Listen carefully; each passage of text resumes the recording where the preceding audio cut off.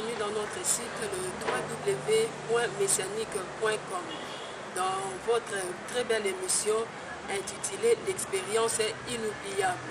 Je suis l'évangéliste Brigitte et je ne suis pas seule sur ce plateau. Je suis avec ma très chère collègue que j'aime bien, Yasmine, que je salue. Bonjour Yasmine. Bonjour, je vous salue aussi. La fois passée, vous avez suivi les témoignages du berger Moïse sur les cieux de ciel dans sa première partie, le premier ciel.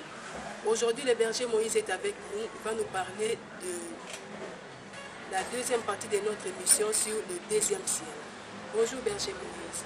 Bonjour évangéliste Brigitte. Berger, la fois passée, vous nous avez parlé de ce que vous avez vu au premier ciel. Mais nous voulons que vous puissiez nous dire aujourd'hui qu'est-ce que vous avez vu au deuxième ciel. Est-ce que le monde vous suit? Merci, le monde nous suit et salue tout le monde. Merci de votre fidélité. Merci de vos appels. Merci de vos encouragements. Merci aussi de votre soutien pour faire la promotion de ces ministères. Nous vous disons vraiment merci. Aujourd'hui, nous allons continuer sur le deuxième ciel. Disons, le Seigneur m'avait dit que je puisse chercher encore sa présence. Et ça m'a vraiment étonné. Pendant que j'étais en sa présence, et le Seigneur m'a dit que je cherche encore sa présence parce que mon niveau était bas. Alors que j'avais une vingtaine d'années dans le Seigneur. Et il me dit que je cherche encore sa présence. J'ai compris qu'avec Dieu, il faut le chercher encore dans la profondeur. Et j'avais fait une prière de 3 jours. C'est après cette prière de 3 jours que le Seigneur m'a mené encore au deuxième ciel. Et c'est ça l'objet de notre émission de ce matin, d'aujourd'hui disons. Alors berger, dites-nous ce qui s'est passé au deuxième ciel. Qu'est-ce que vous avez vu au deuxième ciel? Qu'est-ce que j'ai vu au deuxième ciel? C'est-à-dire, quand j'ai vu toutes ces expériences du premier ciel, je suis allé en prière pendant 3 jours. Et 3 jours après, le 4e jour, le Seigneur m'a transporté. Cette fois-ci, nous étions chez moi avec un témoin, l'évangéliste Joseph, qui est parmi le collège des serviteurs de notre église messianique à Kinshasa. Nous avons fait une prière le 4e jour et pendant la prière, j'ai senti la force qui m'a toujours transporté là et de nouveau, j'ai connu une deuxième extase et je suis monté encore et je me suis retrouvé au parvis, comme j'avais expliqué la fois passée. Et là au parvis, on m'a lavé de nouveau, on a changé mes vêtements. L'objectif était d'ôter à moi la nature adamique.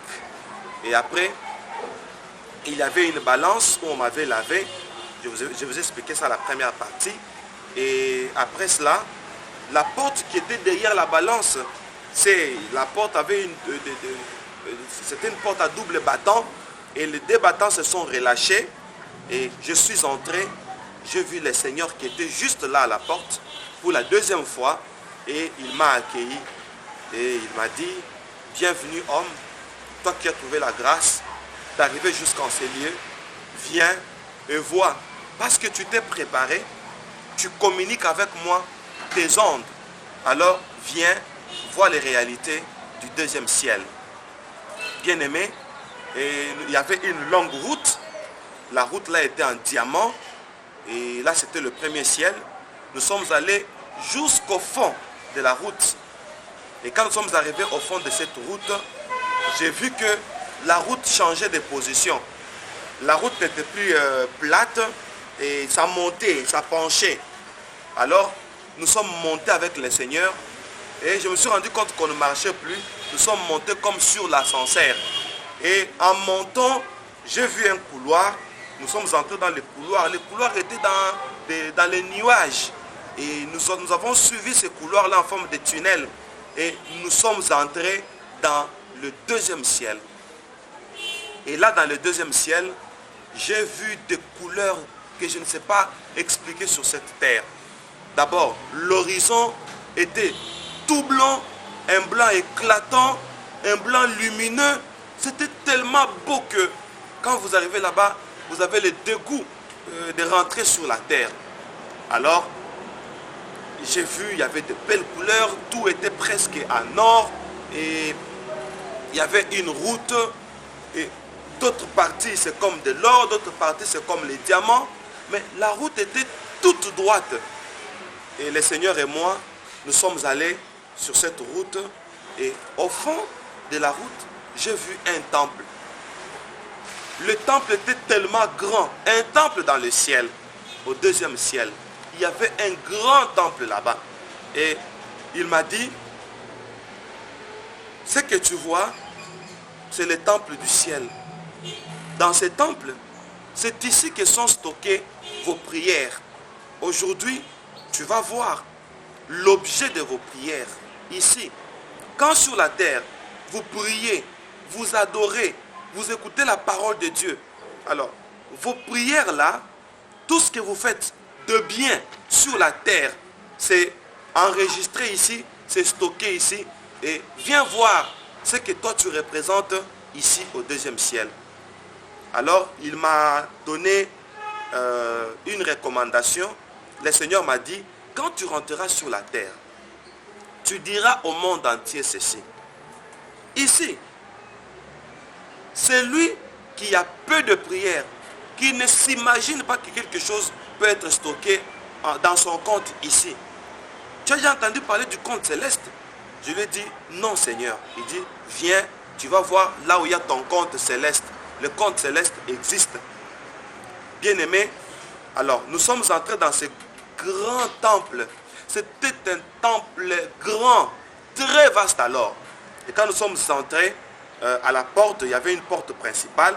Nous sommes entrés, il y avait plusieurs fenêtres.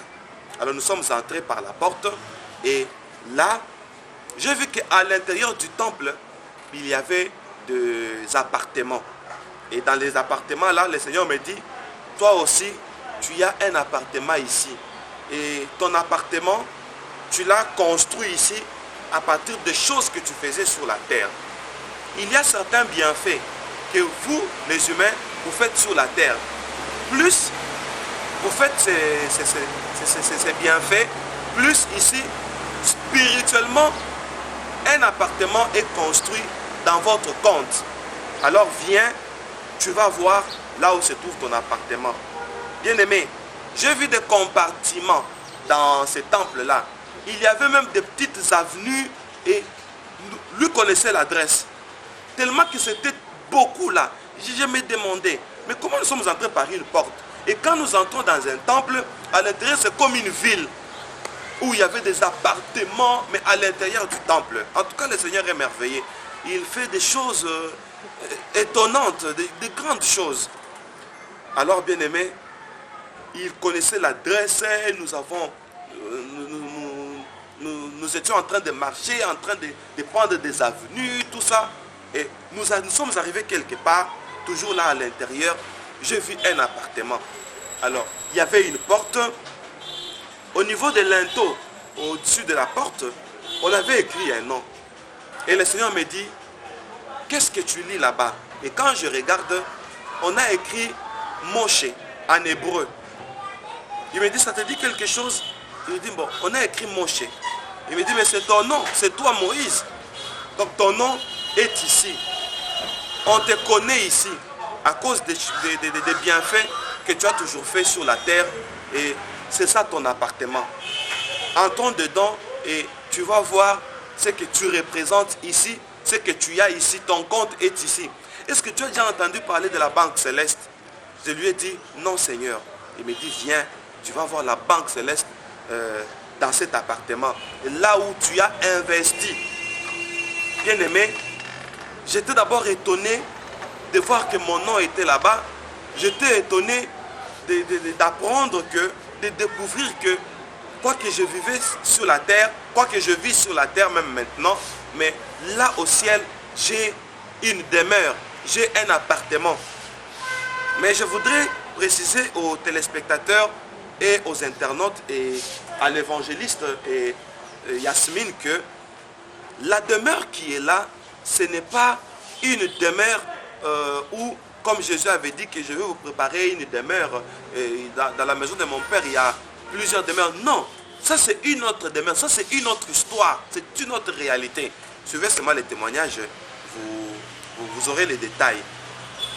Mais bien aimés, quand nous sommes entrés là, curieusement, j'ai vu deux anges qui étaient là d'une manière permanente.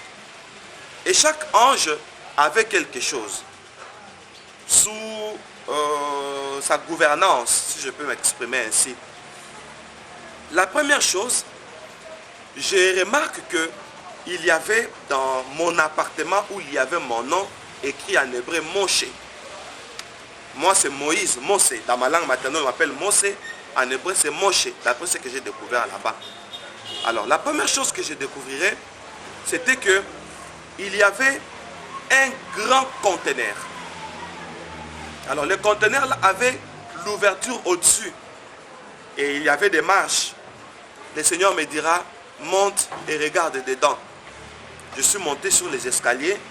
Et quand je regarde dedans, je vois une huile verdâtre. Et je regarde le Seigneur pour lui poser la question. Il devine déjà ma pensée. Il me dit, cette huile que tu vois, c'est la quantité d'onction que toi tu as ici. J'aurai donné des détails là-dessus. Toujours dans l'appartement là, je vois un grand récipient en forme de bac. Alors dans ce grand récipient là, c'est comme une grande valise à la taille d'une voiture. À l'intérieur, il y avait plein de vêtements. Des vêtements riches, chers. Des vêtements de qualité. Et le Seigneur me dira, ces vêtements sont investis ici dans ton compte. Je vais encore donner des détails là-dessus.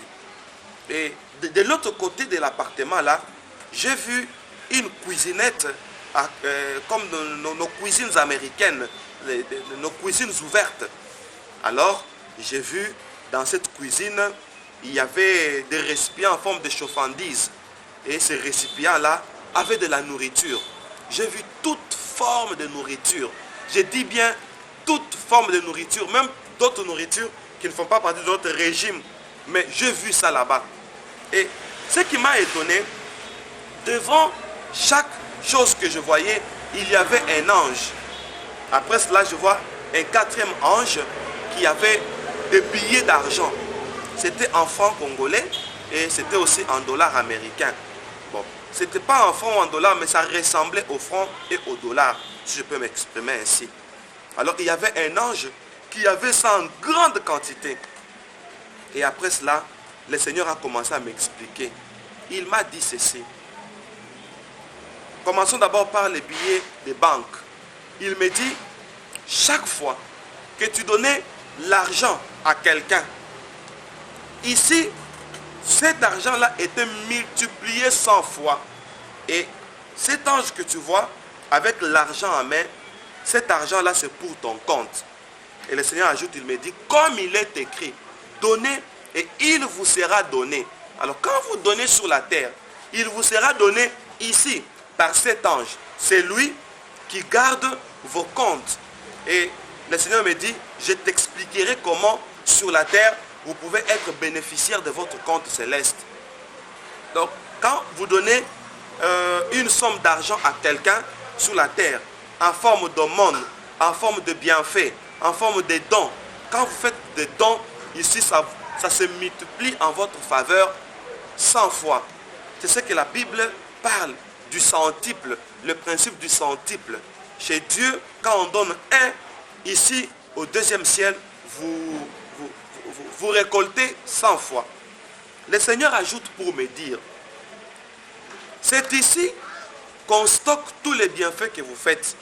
C'est ici que sont stockés tous les souvenirs de tous vos bienfaits. Et après cela, j'ai vu là où il y avait un grand récipient rempli d'huile. Cette huile était verdâtre.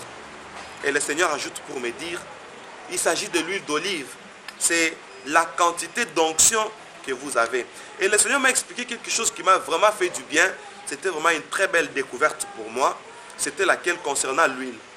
le Seigneur me dit, quand vous imposez vos mains à quelqu'un pour lui communiquer la guérison, quand vous priez pour quelqu'un pour proclamer sa délivrance, quand vous prêchez, chaque fois que vous faites ces choses, il y a une quantité d'onction, c'est-à-dire dans votre récipient. Ces récipients, c'est dans votre compte.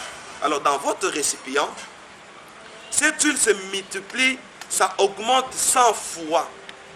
Alors, il me dit ceci, plus vous avez une grande quantité d'huile ici, plus votre onction augmente. Et le Seigneur me donne un exemple. Il me dit, par exemple, quand vous êtes attaqué par un sorcier, vous êtes attaqué par un démon, vous êtes attaqué par le diable lui-même, vous êtes attaqué par le monde des ténèbres. Premièrement, en tout cas j'ai aimé ça, j'ai béni vraiment le Seigneur. Premièrement, quand vous êtes attaqué, c'est l'huile qui est ici au deuxième ciel qui se déclenche, comme le passage biblique qui dit, l'onction brise le joug. Tout joug qu'on place sur vous pour vous surcharger, pour vous causer du tort, pour vous faire du mal. L'onction qui est ici, avant que vous puissiez vous battre, l'onction qui est ici dans ces récipients va se libérer. Et quand l'onction se libère, cette onction-là va briser le combat. Et le Seigneur me dit, il y a plusieurs combats qui se déclenchent et la victoire aussi qui s'annonce sans que tu puisses même te rendre compte. La plupart des gens se battent eux-mêmes. Ils sentent le combat, c'est parce qu'ici ils n'ont pas d'onction. Qu'est-ce qui fait qu'au deuxième ciel, qu'on manque l'onction? C'est parce que on n'a pas prié pour les autres.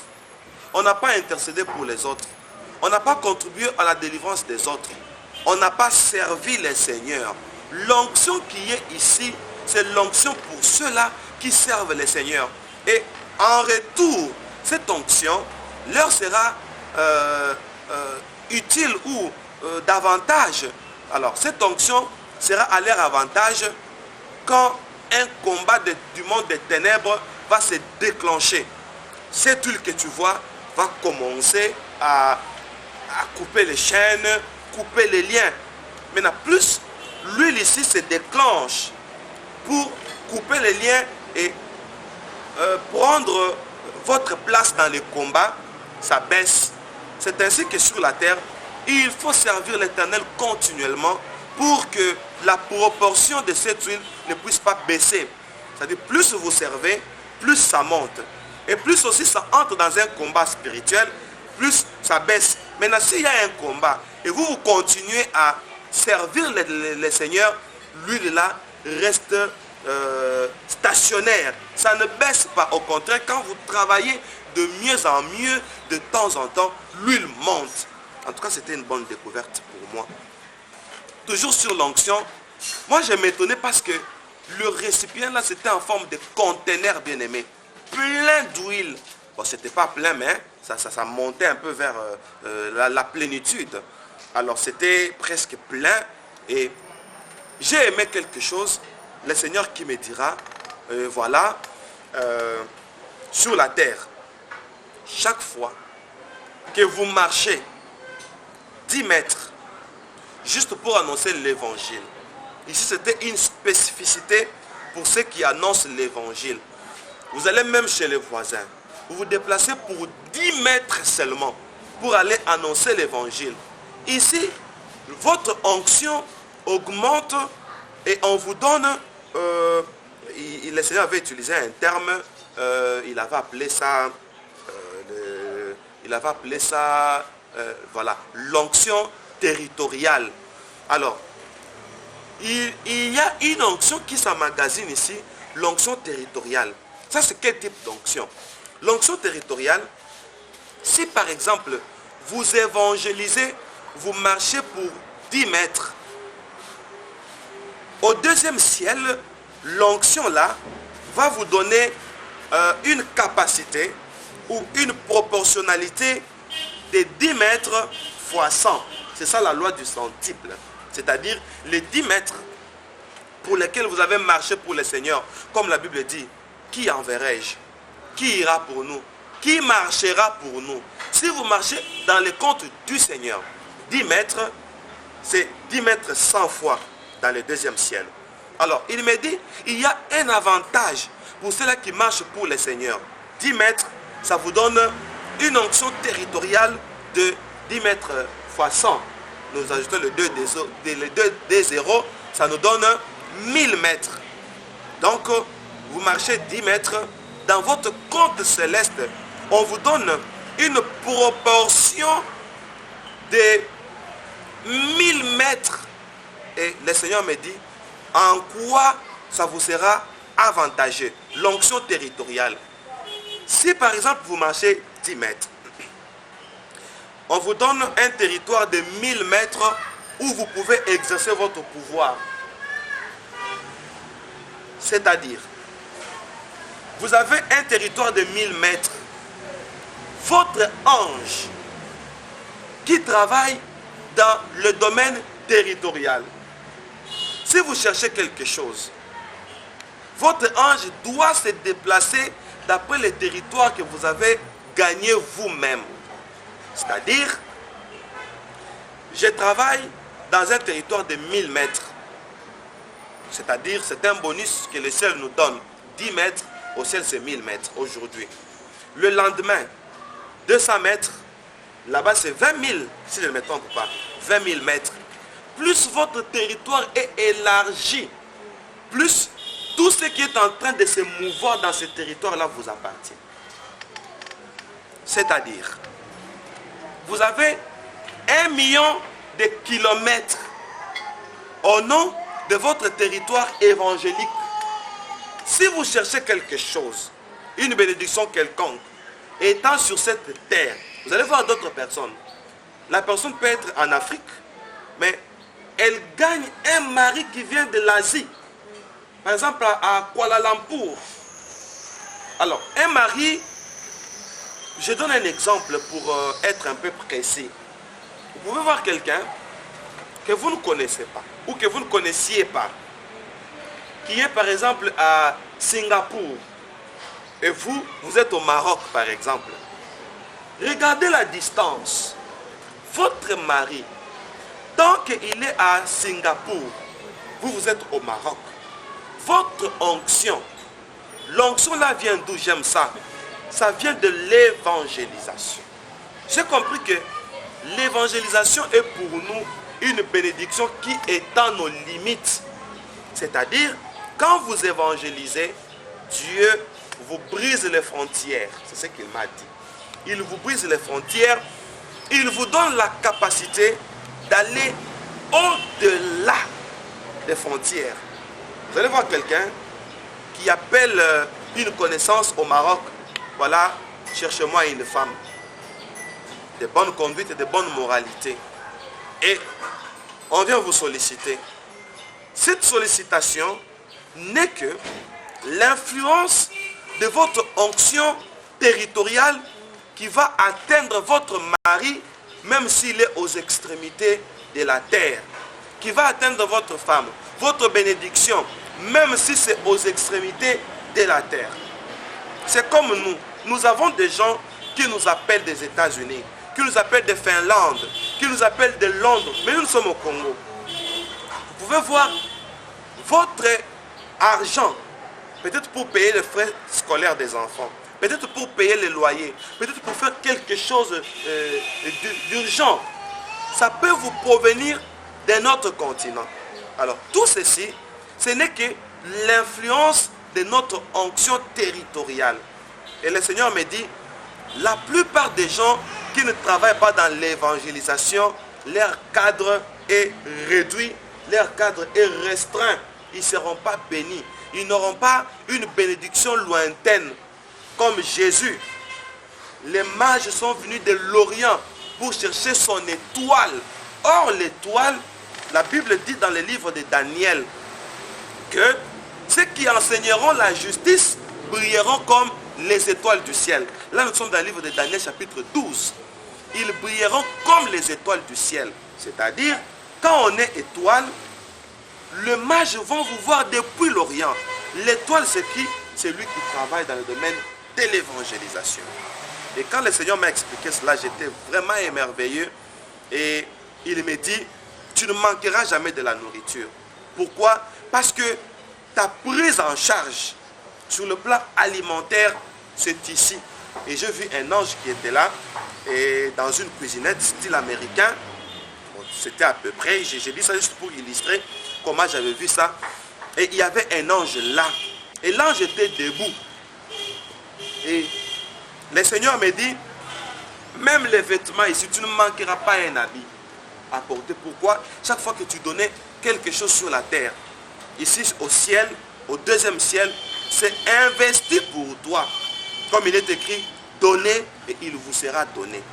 Et quand le Seigneur m'a dit ça, il a ajouté pour me dire ceci. Maintenant, quand sur la terre, vous adorez, vous écoutez la parole de Dieu, ou vous lisez la Bible, quand sur la terre vous priez, c'est trois choses. La prière, la lecture ou l'écoute de la parole de Dieu et l'adoration. Vos esprits viennent ici. Vous arrivez au parvis, vous allez vivre ce que j'avais expliqué à la première partie. Vous arrivez au premier ciel et après, quand vous venez au deuxième ciel, comme il est écrit que mettez-moi de sorte à l'épreuve en donnant vos dîmes et vos offrandes.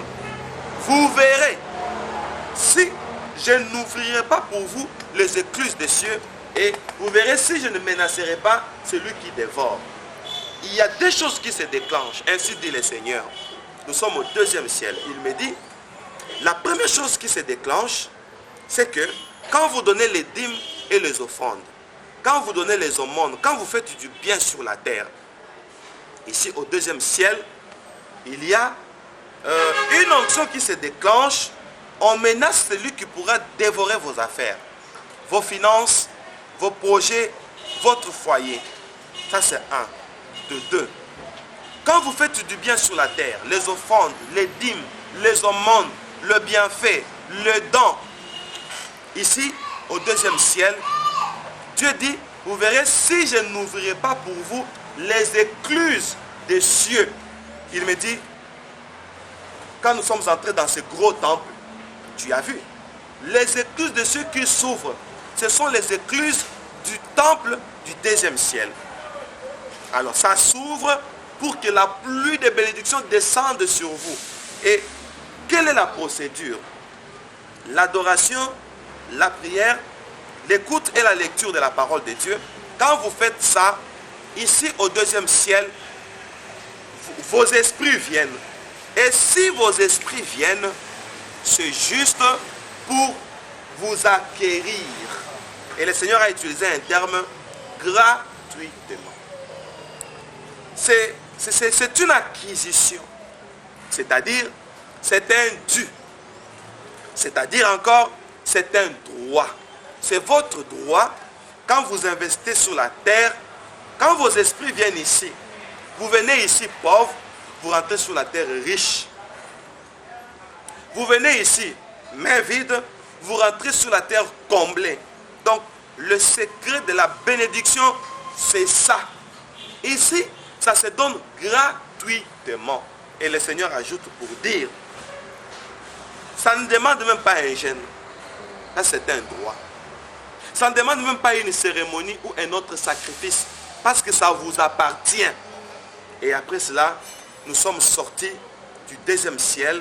Et le Seigneur me dira, maintenant, viens, je vais te faire voir la réalité du troisième ciel. Alors, pour flasher, sur le troisième ciel, d'abord le Seigneur, quand nous sommes sortis du temple qui était dans le deuxième ciel, il ajoute pour me dire ceci. Ici, les païens n'ont pas de part dans le deuxième ciel. Les païens ne peuvent pas arriver ici. Pourquoi? La grande bénédiction du deuxième ciel, c'est seulement pour ceux-là qui ont investi sur la terre et qui ont participé au temple. C'est pourquoi tout se passe au deuxième ciel dans un temple. C'est lui qui ne va pas à l'église, qui ne s'imagine pas qu'ici, il a investi quelque chose.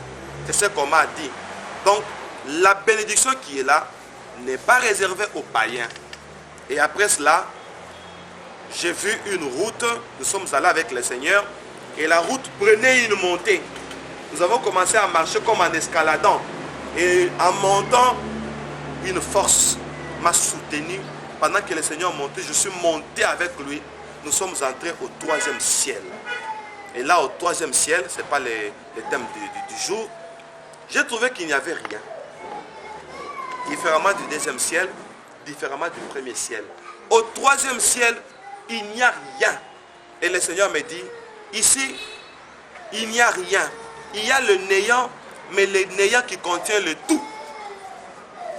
Et ça, je vais expliquer quand nous allons parler du 3e ciel à la prochaine émission.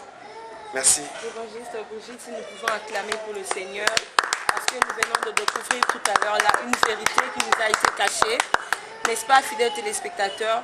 Voilà pourquoi j'aimerais dire ceci. Ce que j'aime chez le berger Moïse, évangéliste, c'est que son témoignage est approuvé par la parole du Seigneur. Yes. Parce que lorsqu'il parle de ce qu'il a vécu, il nous le fait voir aussi par la parole de Dieu. C'est là aussi qui impressionne un peu plus pour dire aussi que ce témoignage est vrai, que Dieu existe. Yes. N'est-ce pas, fidèles téléspectateurs? Voilà pourquoi moi je dis ceci, qu'aujourd'hui nous avons vraiment laissé la parole au berger Moïse pour que vous puissiez bien noter. Donc vous notez et les questions et les objections comme ça, vous allez nous envoyer ça par vos messages sur notre mail. Et puis, pourquoi pas, il y a un numéro téléphonique là, vous pouvez nous contacter. Nous allons vraiment répondre à vos SMS et à vos préoccupations. Le berger Moïse sera là aussi pour vous répondre. Mais évangéliste Joseph, évangéliste Brigitte plutôt. En tout cas, sinon nous avons une évangéliste à l'église. Hein. Voilà, j'ai un peu oublié les noms. Mais l'évangéliste Brigitte, par rapport à ce que le berger a dit tout à l'heure là, moi j'ai noté quelque chose et qu'il a parlé aujourd'hui de l'évangélisation. L'évangélisation qui étend nos limites. L'évangélisation qui permet que là où il y avait des limites, par l'évangélisation, le Seigneur étend nos limites. Il nous donne des bénédictions qui, par l'onction. Donc notre onction attire. Yes. J'aimerais que vous insistez un peu sur cela. Expliquez vraiment, parce qu'il y a ceux qui sont à la maison qui se disent, je n'ai pas assez de temps pour évangéliser. Vraiment, c'est très important, au nom de cette demande, que je puisse un peu taper sur les clous. Quand nous évangélisons, notre territoire s'élargit. Et je peux utiliser un terme. Quand notre territoire s'élargit, toutes les bénédictions environnantes vont tourner d'après notre tempo. C'est-à-dire, ça va dépendre de nous. Si votre territoire s'élargit, est-ce qu'il y a une bénédiction dans les environs? Est-ce qu'il y a un mariage? Est-ce qu'il y a un travail? Est-ce qu'il y a une activité? Est-ce qu'il y a une richesse sous-sol dans les parages? Tout ça, ça vous appartient. Donc, quand nous parlons de la part du Seigneur, la bénédiction qui est dans les parages nous appartient. Et l'onction ministérielle fait que cette bénédiction-là soit capturée pour nous, comme à l'émail, c'est-à-dire l'émail qui attire le fer. Donc, la bénédiction, ça tire, ça nous accompagne, ça nous suit, mais suivi d'un travail quelconque, lequel l'évangélisation. Ça, c'est vrai. Mais sinon, le berger Moïse, vous savez, nous les chrétiens, des fois, n'est-ce pas, fidèles téléspectateurs, des fois, les chrétiens se disent, ah, depuis que j'attends l'argent, mon travail, mon mariage, mes affaires, mes activités, je pense que quelque part, ça ne marche pas. Mais vous avez énoncé un passage là qui m'a vraiment plu. J'aimerais que vous nous rappeliez ça. Vous avez dit ceci, la Bible dit, lorsque vous emmènerez les offrandes, les actions de grâce, le dîme, j'ouvrirai les écluses de cieux. Et je menacerai celui qui dévore. Et celui qui dévore. Et les écluses en question, ce sont des fenêtres. Ce sont des fenêtres qui sont dans le temple qui est au 2e ciel où le Seigneur m'a fait grâce d'y arriver. Donc, en donnant les offrandes fidèles téléspectateurs. Et les dîmes. Les dîmes. Et permettez-moi d'ajouter encore ne perdez pas votre ligne d'idée. Le jour où je suis arrivé au deuxième ciel, j'étais écœuré d'apprendre qu'il y a un courant de prédication qui dit qu'on ne peut plus donner la dîme. Permettez-moi de dire, les pasteurs, les prédicateurs qui disent ça, permettez-moi les termes, ce sont des sorciers. La sorcellerie n'est pas seulement voler. La sorcellerie, l'objectif, c'est bloquer, handicaper. C'est ça la sorcellerie. C'est une pratique démoniaque qui fait que les victimes ne prospèrent pas. C'est ça le rôle de la sorcellerie. Et les pasteurs qui disent ça, ce sont des sorciers et qui bloquent, qui emprisonnent les enfants de Dieu. Moi, je viens du deuxième ciel. La dîme doit se payer. On paye la dîme. Cette part-là, c'est une grande source de bénédiction. Et je demande au monde entier de nous faire confiance. Que nous venons du ciel. Nous venons du ciel, nous sommes de témoins vivants. Et nous avons entendu le Seigneur dire que en donnant des dîmes, la richesse au ciel se multiplie. La richesse au ciel est pour nous. Et quand on ne donne pas sa dîme, donc on est bloqué. Puisque nous parlons de la dîme berger, il y a certains pasteurs qui ne payent pas leurs dîmes, comme s'ils sont exonérés. Et nous ne savons pas pourquoi les pasteurs ne payent pas leurs dîmes, mais ils sont en train toujours de pousser le peuple de Dieu de payer leurs dîmes parce que c'est la part du pasteur. Mais le pasteur lui-même n'a pas le droit à payer aussi sa dîme. En tout cas, il n'y a aucune exonération en matière de dîmes. Pasteur et fidèle, tout le monde doit payer, personne n'est excepté.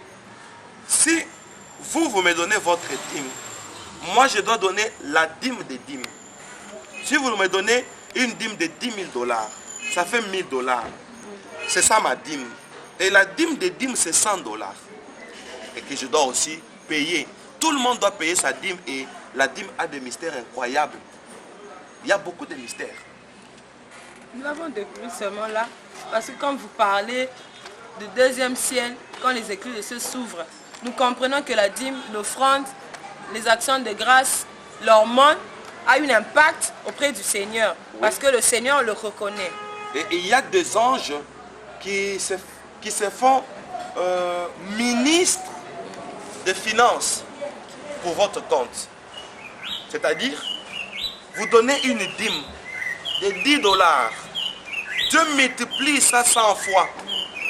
Plus vous donnez, plus ça se multiplie dans votre compte. Et il vous suffit seulement d'être en prière. Il vous suffit seulement d'adorer. Il vous suffit seulement d'écouter la parole de Dieu, de lire la Bible. Votre esprit va là où il y a votre richesse. Et quand vous rentrez sur la terre, vous êtes déjà béni. Et vous allez voir l'argent vous caractériser. C'est automatique. Donc quand vous écoutez la parole au temple, au temple, bien sûr. puisqu'il y a même des païens qui sont des pasteurs, qui peuvent entendre une prédication, alors je me demande, ceux-là aussi, leur esprit va au deuxième ciel.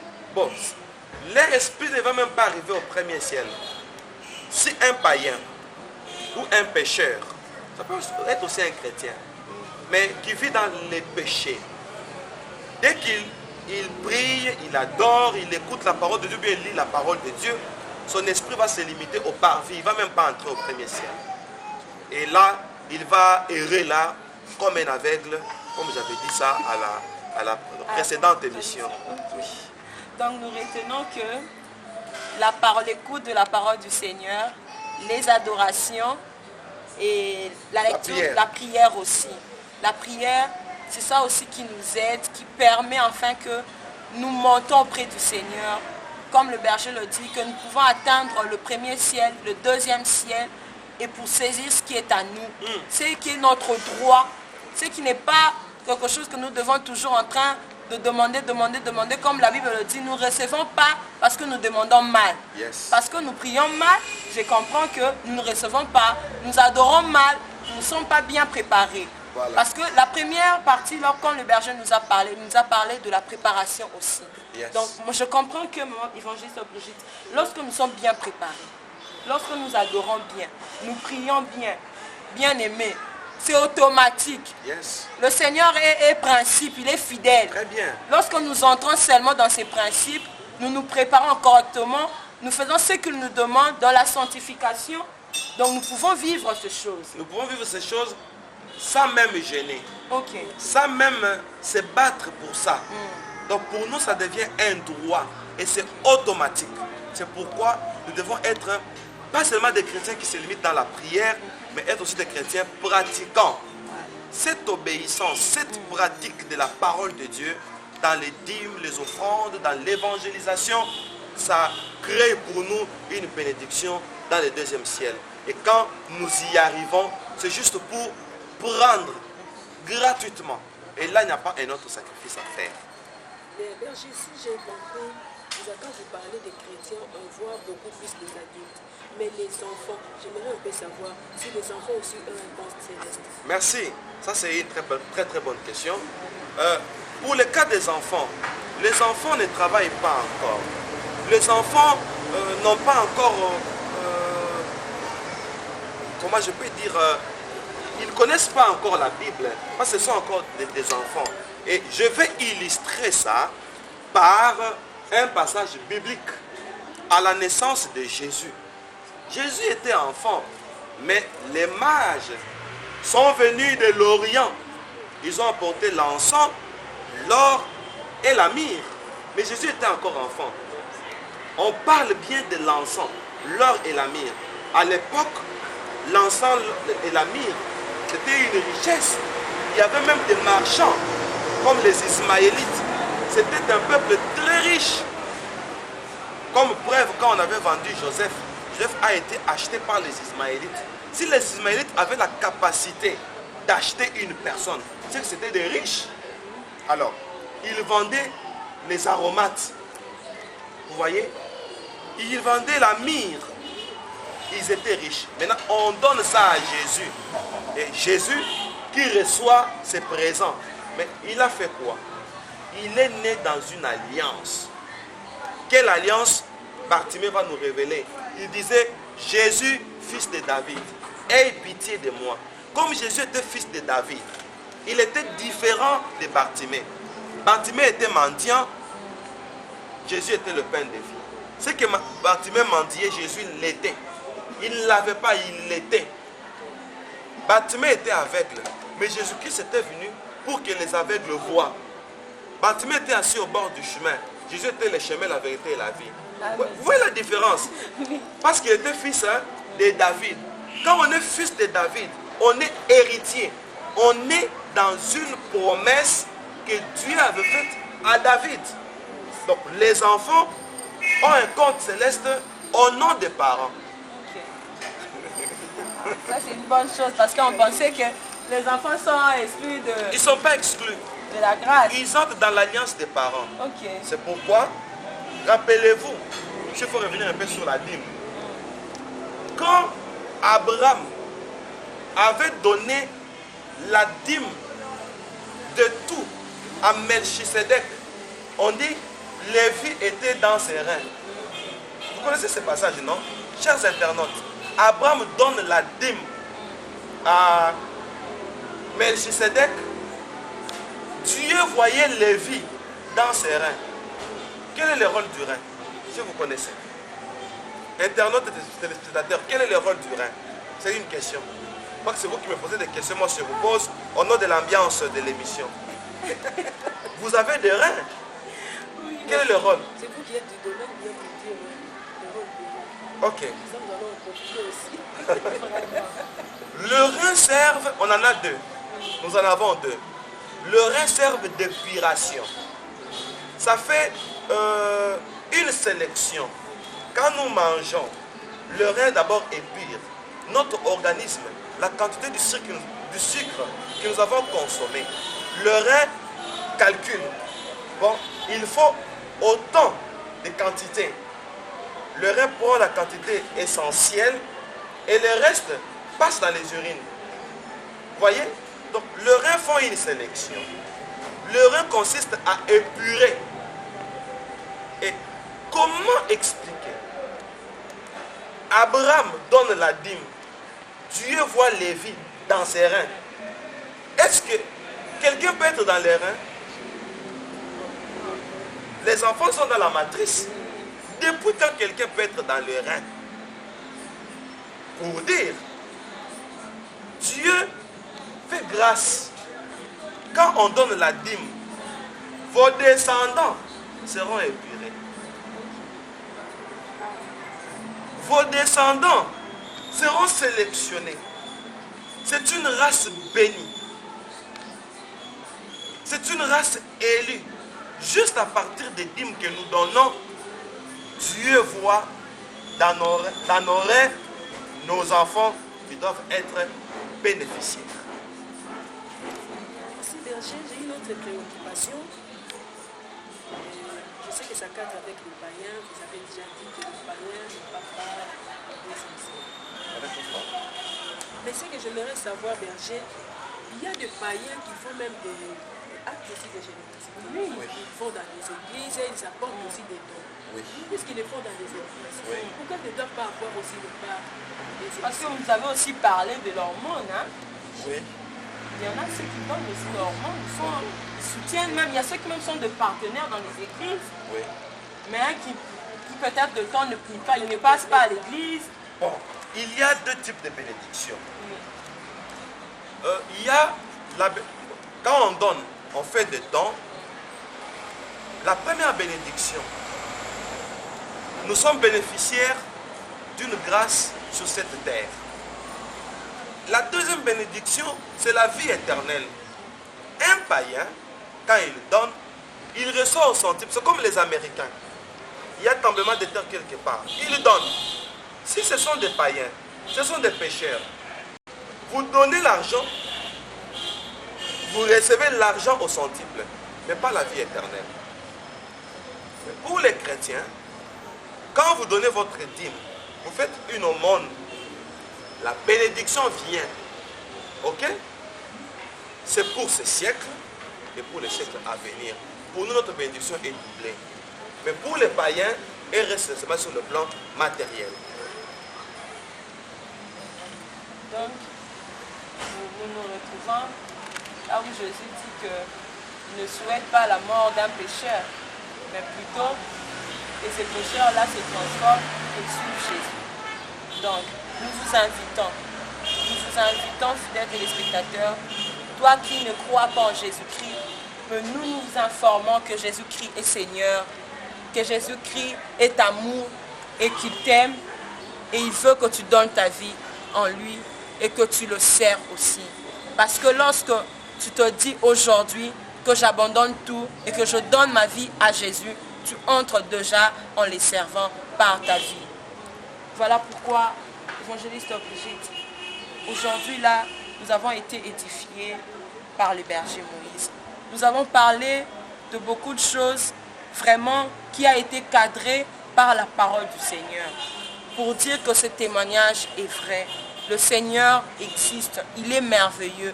S'il permet à ce que les hommes comme le berger Moïse peuvent encore une fois obtenir une grâce auprès du Seigneur pour nous édifier, c'est pour dire que la Bible seulement, si nous ne pouvons pas croire à la Bible, mais est-ce que le Seigneur aussi peut communiquer aux hommes, pouvons-ils aussi le croire? Voilà une chose encore une fois de plus. Nous vous invitons à être fidèles à ce site qui est le www.messianique.com, à être fidèles en ces enseignements. Le but de cette émission est que nous soyons tous enseignés, que nous ayons un enseignement du Seigneur. Et pourquoi? Pour nous préparer aussi en l'enlèvement, nous préparer à suivre le marche du Seigneur. Voilà pourquoi nous aimerons encore une fois laisser une dernière parole au berger Moïse. Qu'est-ce que vous pouvez dire à nos fidèles qui nous ont été chers, qui nous ont suivis du début jusqu'en ce moment? Merci. Chers téléspectateurs et internautes, le monde entier, shalom.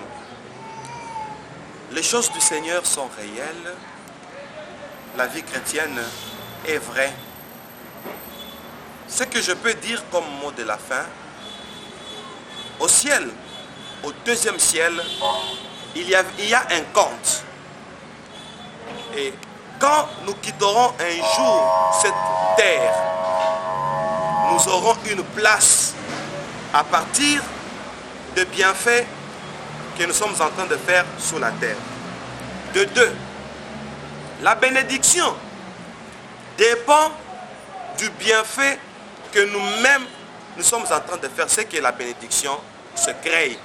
Alors j'encourage ceux-là qui donnent des dîmes, j'encourage ceux qui font du bien aux autres, les aumônes, le don, j'encourage parce que c'est tout un mystère. J'encourage ceux qui servent le Seigneur comme nous. Nous avons donné notre vie depuis notre bas âge, depuis notre jeunesse, nous avons donné notre vie au Seigneur. Ceux qui servent le Seigneur, leur bénédiction territoriale s'élargit. Alors que le Seigneur amène au large tous ceux-là qui ont accepté de servir Dieu, qui ont accepté de donner leurs efforts, de disposer leurs moyens pour l'évangile et pour le salut des âmes. Beaucoup de courage et que Dieu vous bénisse.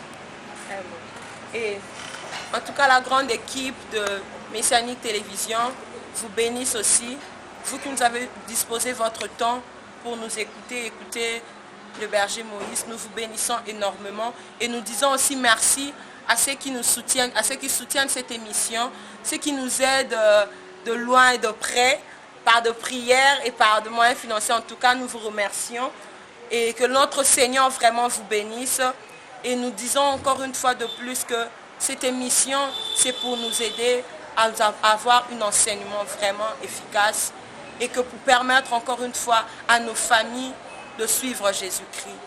La seule chose que nous pouvons demander aujourd'hui est de dire même à nos voisins, à nos familles élargies, que Jésus-Christ est Seigneur et que Jésus-Christ est vivant. Sur ce, nous vous laissons et nous vous disons merci. Nous nous retrouvons une prochaine fois. À plus et nous revenons encore une fois très bientôt. Au revoir et au revoir à bientôt. Merci Berger Moïse. Merci, au revoir. Au revoir.